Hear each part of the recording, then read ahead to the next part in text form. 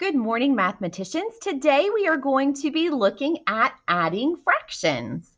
When I add fractions, I always want to start by looking at those fractions that I will be adding and asking myself this question: are the denominators the same?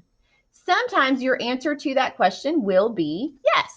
And if the answer to your question is yes, what you're going to do is simply add the numerators. So, for instance, here, I can look and see that my denominators are the same, okay? Again, we have practiced this with fraction strips. We have practiced this with conceptual models, like what I'm showing right now. So hopefully at this point, you can look at this and see why we can simply add the numerators, because the numerators represent the parts of the whole that we have.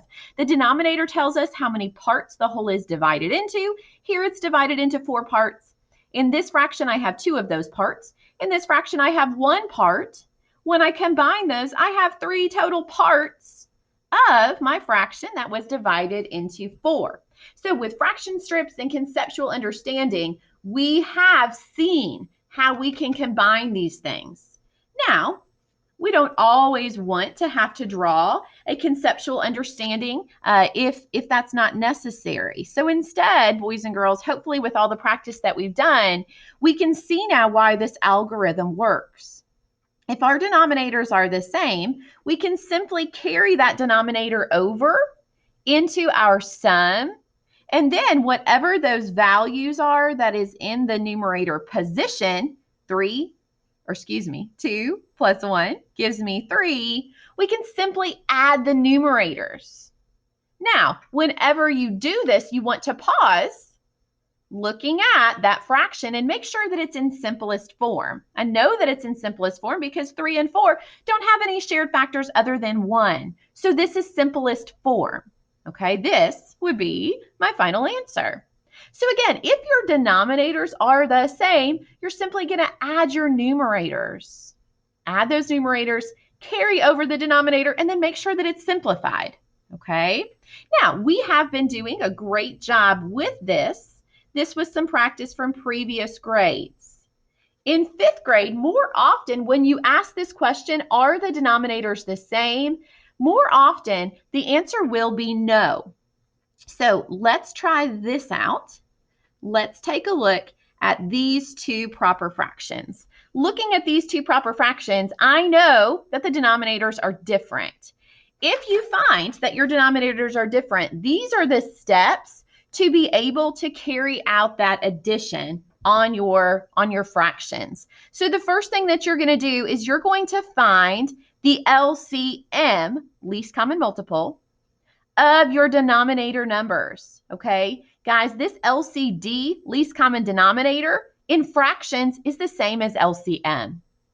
So what this means is this: I'm going to zero in on these 2 denominator numbers. I have 5 and I have 10. I'm going to think about what is the smallest multiple that they have in common. Now, boys and girls, here is a very efficient trick. Again, we know multiples go on forever. They are infinite. So instead, just start with your bigger number. My bigger number here is 10. 10 is bigger than 5. Skip count by this number until you meet something that is also a multiple of 5, and then stop. Okay, I need just the smallest one that they have in common. 10. Oh, wait, I don't even need to go on and list 20 and 30 and 40 and 50 because already have I met a number that is also a multiple of 5? Yes, 10 is also a multiple of 5. So guess what? I am already there at the least common multiple of 5 and 10.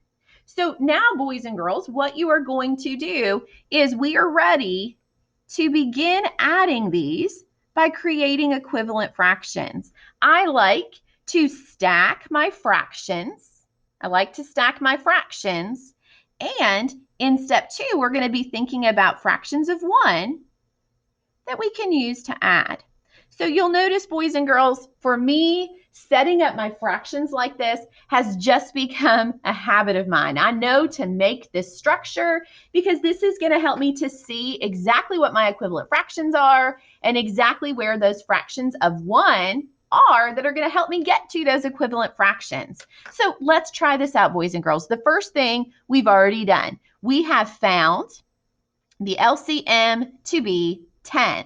So watch, I'm going to write my new denominator in the denominator position of these fractions. I know that I'm going to create an equivalent fraction of 1/5 that has a denominator of 10. Here I'm already at 10, and then because I'm going to add like fractions, obviously here my answer will have a denominator of 10 as well. I've done step 1, and I've even noted that in this structure I've created to add in. Now I'm ready for step 2. In step 2, I'm going to use fractions of 1 to create equivalent fractions. So what I'm doing here, boys and girls, is I'm asking myself, 5 times what gives me 10? 5 times what gives me 10? I'm going to get a different color here so that we can see these different steps. I've done step 1 in green, so I'm going to check that off in green. Now I'm going to do this in pink. Here, 5 times 2 gives me 10. But we know that whatever I do to the denominator, I'll need to do the exact same thing to the numerator, right? Because I have to treat them fairly. 5 times 2 gave me 10, but 1 times 2 will give me 2. Now we know that 2/10 is equivalent to 1/5, but look, I've used what we call a fraction of 1. Given that that fraction of 1 is in parentheses, I'm noting that I've multiplied. Remember, guys, this is really called a coefficient. I've stuck a number to a parenthesis to show I'm multiplying it together. Now here, I was already at a fraction that had a denominator of 10, so I really didn't have to convert this to have a like denominator. It already had that denominator of 10, so I could just note, of course, times 1 because that has stayed the same.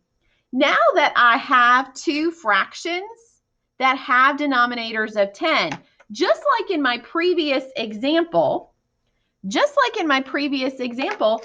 those denominators are the same, I am ready to add, right? That is where we get to step 3. We're going to carry out the operation on the numerator. We know that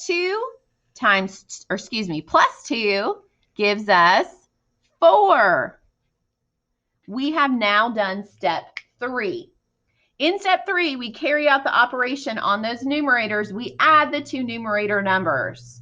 Now, the last thing I have to do is this. I have to pause and ask myself, is my answer simplified? 4/10.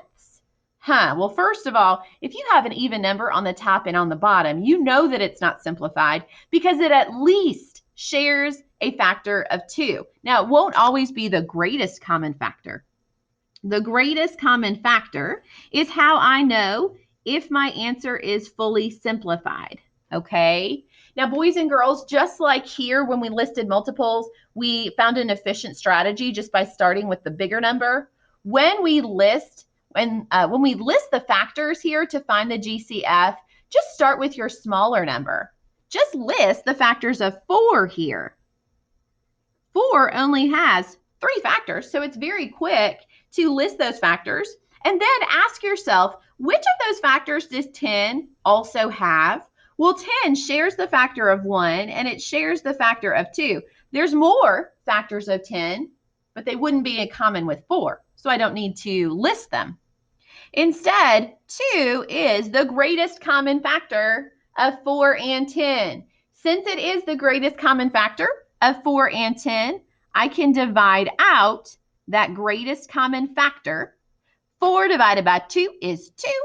10 divided by 2 is 5. And look, boys and girls, I have arrived at the answer to this problem in its most simple form or its lowest terms.